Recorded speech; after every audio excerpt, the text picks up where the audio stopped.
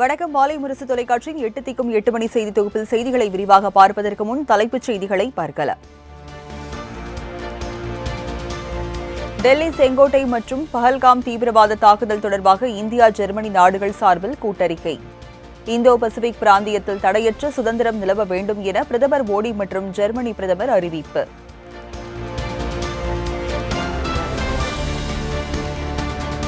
India Germany இடையே வர்த்தகம், முதலீடு, தொழில்நுட்பம், பல்வேறு முக்கிய ஒப்பந்தங்கள் கையெழுத்து.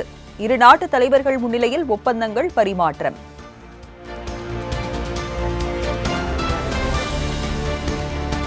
குஜராத் மாநிலம் அகமதாபாத்தில் நடைபெற்ற சர்வதேச பட்டம் விடும் விழாவில் பிரதமர் மோடி பங்கேற்பு. ஜெர்மனி அதிபர் ஃபிரெட்ரிக் மெர்ஸ் உடன் இணைந்து வானில் பட்டத்தை பறக்கவிட்டு உற்சாகம்.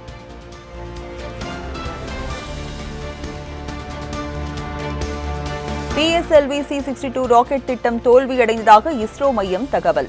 ராக்கெட்டின் 3வது நிலையில் தொழில்நுட்ப கோளாறு ஏற்பட்டதால் PSLV C-62 திட்டம் தோல்வி.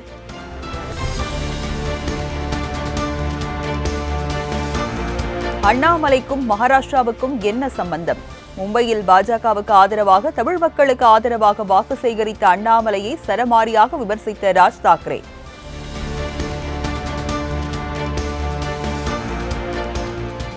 ராஜ் தாக்கரே விமர்சனம் செய்யும் அளவுக்கு தன்னுடைய வளர்ச்சி அமைந்துள்ளது. மீண்டும் மும்பைக்கு வருவேன், முடிந்தால் வெட்டி பாருங்கள் என அண்ணாமலை சவால்.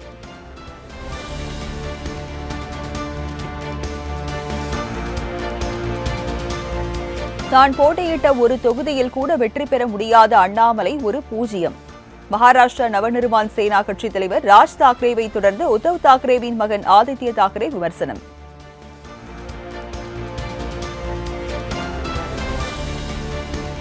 கொல்கத்தாவில் ஐபாக் நிறுவன சோதனையின் போது அதிகாரிகளை கடமையாற்ற விடாமல் தடுத்ததாக புகார். மேற்கு வங்க முதலமைச்சர் மம்தா பானர்ஜி மீது வழக்கு பதிவு செய்ய உத்தரவிடக் கோரி அமலாக்கத்துறை சார்பில் உச்சநீதிமன்றத்தில் மனு.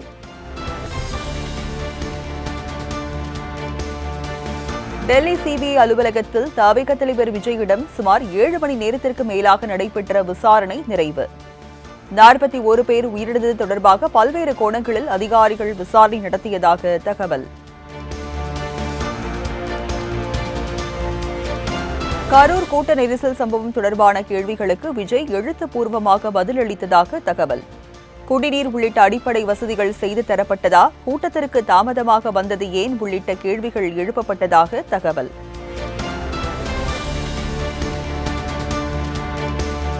கரூர் சம்பவம் தொடர்பாக சட்டம் ஒழுங்கு டிஜிபி டேவிட்சன் தேவாசிர்வாதத்திடம் சிபிஐ விசாரணை. டெல்லியில் உள்ள சிபிஐ அலுவலகத்தில் டேவிட்சன் தேவாசிர்வாதம் ஆஜராகி விளக்கம்.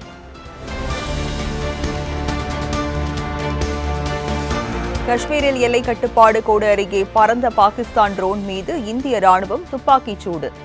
ட்ரோனை சுட்டு வீழ்த்த முயன்றபோது மீண்டும் அது பாகிஸ்தானுக்கே திரும்பி சென்றதாக தகவல்.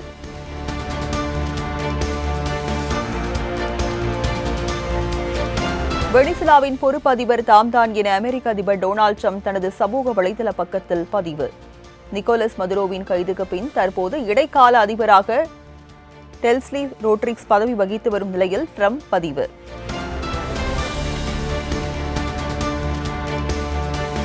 ஈரானில் அரசுக்கு எதிராக நாள்தோறும் அரங்கேறி வரும் போராட்டங்களால் உயிரிழந்தோர் எண்ணிக்கை 500ஆக அதிகரிப்பு.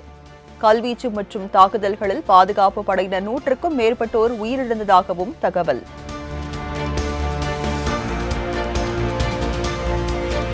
அமெரிக்காவின் ஹவாய் தீவில் பெருக்கெடுத்த எரிமலை குழம்பு. சுமார் 20 அடி உயரத்திற்கு நீர் ஊற்று போல் பொங்கிய நெருப்பு குழம்பால் பரபரப்பு.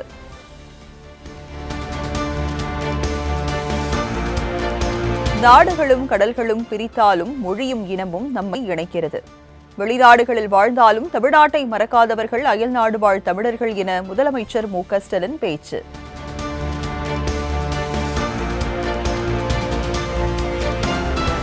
இந்தியாவிலேயே தனித்தன்மை கொண்ட மாநிலம் என்றால் அது தமிழ்நாடு மட்டும்தான்.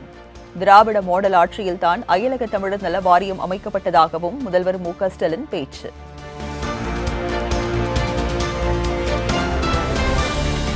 பதினெட்டு ஆண்டுகளுக்கு பிறகு சென்னையில் மீண்டும் ஈரடுக்கு பேருந்து சேவை தொடக்கம்.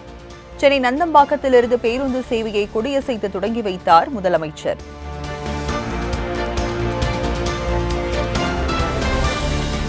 அதிமுக கூட்டணியில் புதிய கட்சி இணையும் என எடப்பாடி பழனிசாமி பேச்சு. இன்னும் ஓரிரு நாட்களில் அதிகாரப்பூர்வ தகவல் வெளியாகும் என நிர்வாகிகளிடையே தகவல்.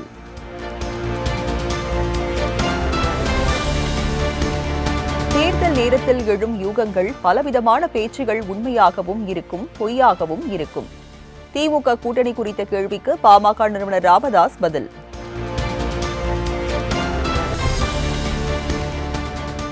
ஆட்சியில் பங்கு இல்லை என்பது அமைச்சர் ஐ. பெரியசாமியின் தனிப்பட்ட கருத்து. தமிழக காங்கிரஸ் கட்சித் தலைவர் செல்வ பெருந்தகை பதில்.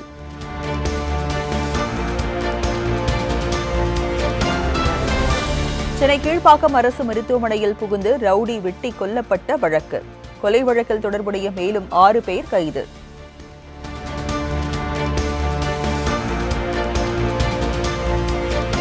சென்னை கீழ்ப்பாக்கம் அரசு மருத்துவமனை வளாகத்தில் இளைஞர் கொலை செய்யப்பட்டதற்கு எடப்பாடி பழனிசாமி கண்டனம்.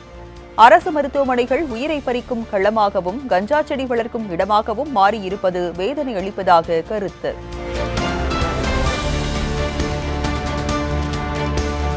சென்னை மாநகராட்சியின் கீழ்தான் தூய்மை பணியாளர்கள் பணியாற்றுவார்கள். நீதிமன்ற தீர்ப்புக்கு பிறகு ஊதியம் உள்ளிட்ட விஷயங்கள் அமல்படுத்தப்படும் என்றும் அமைச்சர் சேகர் பாபு அறிவிப்பு.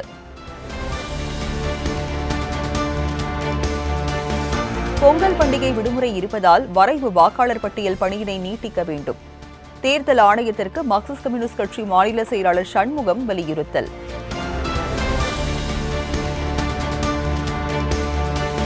பொங்கல் பண்டிகையொட்டி 2,04,00,000 குடும்ப அட்டைதாரர்களுக்கு பரிசு தொகை விநியோகம். 24,924 நியாய விலைக் கடைகளில் பொதுமக்களுக்கு 6,123 கோடி ரூபாய் வழங்கப்பட்டதாக தகவல்.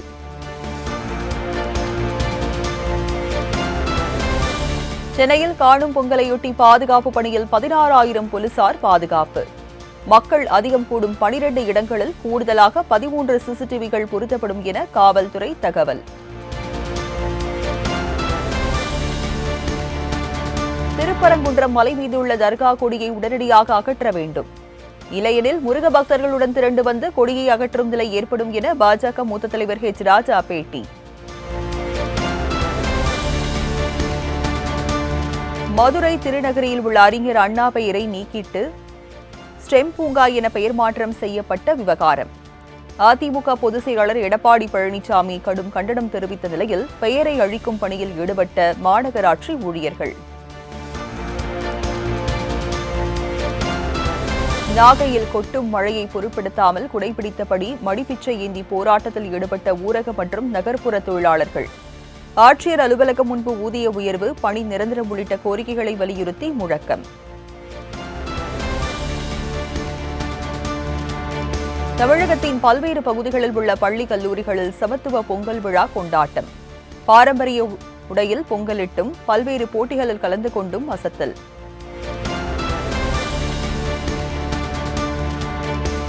நியூசிலாந்து அணிக்கு எதிரான ஒருநாள் தொடரில் இருந்து இந்திய ஆல்ரவுண்டர் வாஷிங்டன் சுந்தர் விலகல். இடுப்பில் ஏற்பட்ட காயத்தால் விலகிய நிலையில் மாற்று வீரராக ஆயுஷ் பதோனி அணியில் சேர்ப்பு.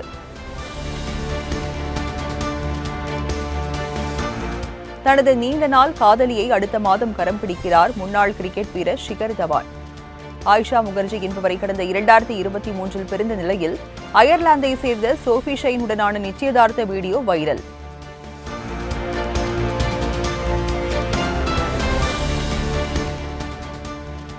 கமல்ஹாசனின் பெயர் புகைப்படங்களை அனுமதியின்றி பயன்படுத்த உயர்நீதிமன்றம் தடை.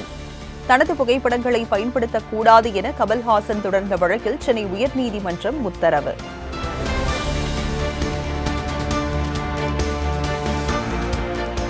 ஜனநாயகன் படத்திற்கு சான்றிதழ் கோரியது தொடர்பாக படக்குழுவினர் உச்சநீதிமன்றத்தில் மேல்முறையீடு. சென்னை உயர்நீதிமன்றத்தில் வழக்கு 21ஆம் தேதிக்கு தள்ளி வைத்த நிலையில் உச்சநீதிமன்றத்தில் நாளை விசாரணைக்கு வரலாம் என தகவல்.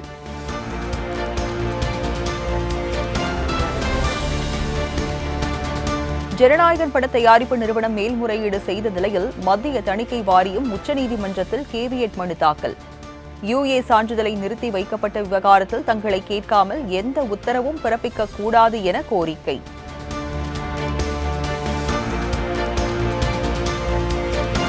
தயாரிப்பாளர் ஞானவேல் ராஜா கடன் தொகையை முழுமையாக செலுத்தினால் வா வாத்தியார் திரைப்படத்தை பொங்கலுக்கு ரிலீஸ் செய்து கொள்ளலாம்.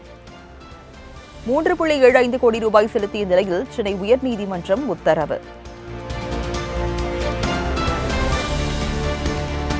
சென்னையில் ஆபரண தங்கத்தின் விலை சவரனுக்கு 1760 ரூபாய் உயர்வு. கிராமுக்கு 220 ரூபாய் உயர்ந்து 13,120க்கும், ஒரு சவரன் 1,04,960 ரூபாய்க்கும் விற்பனை.